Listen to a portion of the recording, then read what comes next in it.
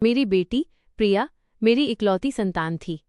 मैंने उसे बड़े प्यार और दुलार से पाला था, लेकिन इसी कारण वो थोड़ी अव्यावहारिक और भोली रह गई थी। जब उसकी शादी का समय आया तो मैं उसके लिए एक ऐसा जीवन साथी ढूंढ रही थी जो न सिर्फ उसका ख्याल रखे बल्कि उसे जीवन के लिए तैयार भी करे। बहुत खोजबीन के बाद मुझे विशाल मिला। वो एक मेहनती और समझदार लड़का था जिसका अपना व्यवसाय था और वो अपने परिवार का अकेला कमाने वाला था। उसके माता पिता नहीं थे, इसलिए वो और भी जिम्मेदार लगता था। मैंने सोचा कि वो प्रिया के लिए एकदम सही है और जल्द ही उनकी शादी हो गई। शादी के बाद सब कुछ ठीक लग रहा था, लेकिन कुछ महीनों बाद मुझे प्रिया के घर से अजीब शिकायतें आने लगीं।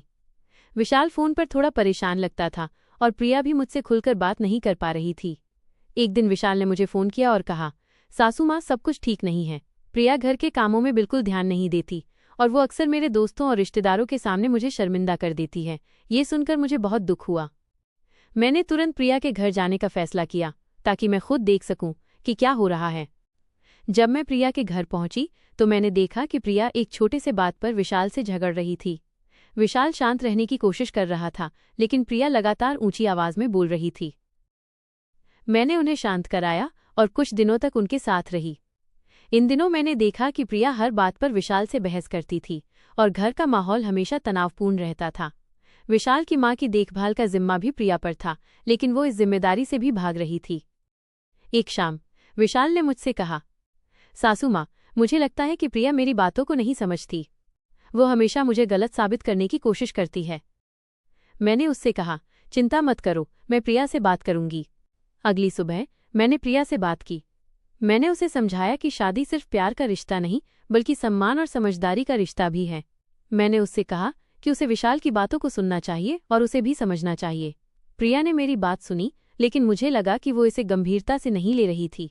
कुछ दिनों बाद जब मैं जाने लगी तो प्रिया ने मुझसे कहा, माँ, तुम और कुछ दिन रुक जाओ, मुझे तुम्हारी ज़रूरत है। मैं उसकी ये बात सुनकर थोड़ी परेशान हो गई, क्योंकि मुझे लगा कि वो अपनी जिम्मेदारियों से भागने के लिए ऐसा कह रही थी। मैंने तय किया कि मैं कुछ और दिन रुकूंगी ताकि मैं प्रिया को और समझा सकूं। एक रात मैं विशाल को देर रात तक काम करते हुए देखी। मैंने उससे पूछा, विशाल, तुम इतना काम क्यों करते हो? उसने कहा, सासू माँ, प्रिया को शॉपिंग का बहुत शौक है। वो हर महीने नए नए कपड़े और गैजेट्स खरीदती है और मैं उसे मना नहीं कर पाता, इसलिए मुझे अतिरिक्त काम करना पड़ता है। मुझे ये जानकर दुख हुआ कि प्रिया विशाल की मेहनत का सम्मान नहीं कर रही थी। मैंने तय किया कि अब मैं प्रिया को सबक सिखाऊंगी। अगले दिन मैंने प्रिया से कहा, प्रिया, मुझे तुम्हारा और विशाल का रिश्ता बिल्कुल ठीक नहीं लग रहा। तुम दोनों को एक दूसरे की ज़रूरतों को समझना चाहिए। प्रिया ने मेरी बात को हंसी में उड़ा दिया। तब मैंने एक सख्त कदम उठाया। मैंने विशाल को बताया कि मैं अब यहाँ नहीं रहूंगी और मैंने उसे अपनी देखभाल करने को कहा। मैंने उससे कहा, तुम्हें अपनी पत्नी को सही रास्ते पर लाने के लिए कठोर बनना होगा। उस रात विशाल ने प्रिया को एक लिफाफा दिया और कहा, प्रिया, ये तुम्हारे मासिक खर्च के लिए है। इस महीने तुम्हें इसी में सब कुछ मैनेज करना होगा। प्रिया ने लिफाफा खोला और देखा कि उसमें बहुत कम पैसे थे। वो गुस्सा हो गई और विशाल से झगड़ने लगी। विशाल ने शांत रहकर कहा, प्रिया, मैं तुम्हें बताना चाहता हूँ कि अब तुम्हें अपनी फिजूल खर्ची पर नियंत्रण करना होगा। प्रिया रोने लगी और मुझे फ़ोन किया। मैंने जानबूझकर उसका फ़ोन नहीं उठाया। उस रात मुझे अपने कमरे में प्रिया की चीखें सुनाई दी। मैं तुरंत बाहर निकली और देखा कि प्रिया ज़मीन पर बैठी रो रही थी। मैंने उससे पूछा, क्या हुआ? उसने कहा, माँ, विशाल मुझसे बात नहीं कर रहा। वो मुझे मेरी गलती का एहसास करा रहा है। मैंने उससे कहा, तुम्हें अपनी गलती का एहसास खुद करना होगा।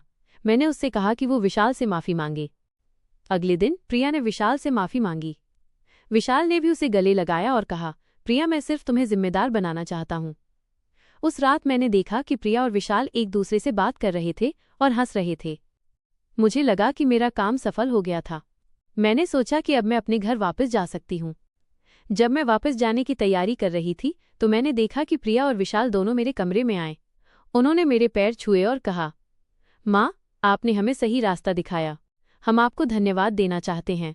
मुझे उन दोनों को देखकर बहुत खुशी हुई। कुछ महीने बाद मैंने प्रिया को फ़ोन किया। उसने मुझे बताया कि वो अब विशाल का बहुत ख्याल रखती है और घर के सभी काम भी करती है। उसने कहा, माँ, आपने मुझे एक अच्छी पत्नी बनने के लिए सिखाया। मैं अब खुश हूँ। मुझे पता था कि मैंने सही निर्णय लिया था। मैंने अपनी बेटी को एक जिम्मेदार इंसान बनने के लिए प्रेरित किया था। मैंने विशाल को भी समझाया था कि वो अपनी पत्नी को सही तरीके से समझाए। मैंने अपनी बेटी को एक झूठे रिश्ते से बचाया और उसे एक सच्चा जीवन साथी बनने में मदद की। मुझे लगा कि एक माँ का यही सबसे बड़ा कर्तव्य होता है। तो दोस्तों, ये थी आज की कहानी आपको कैसी लगी? अगर कहानी पसंद आई हो तो वीडियो को लाइक करें और चैनल को सब्सक्राइब करें। मिलते हैं अगली वीडियो में, तब तक अपना ख्याल रखें।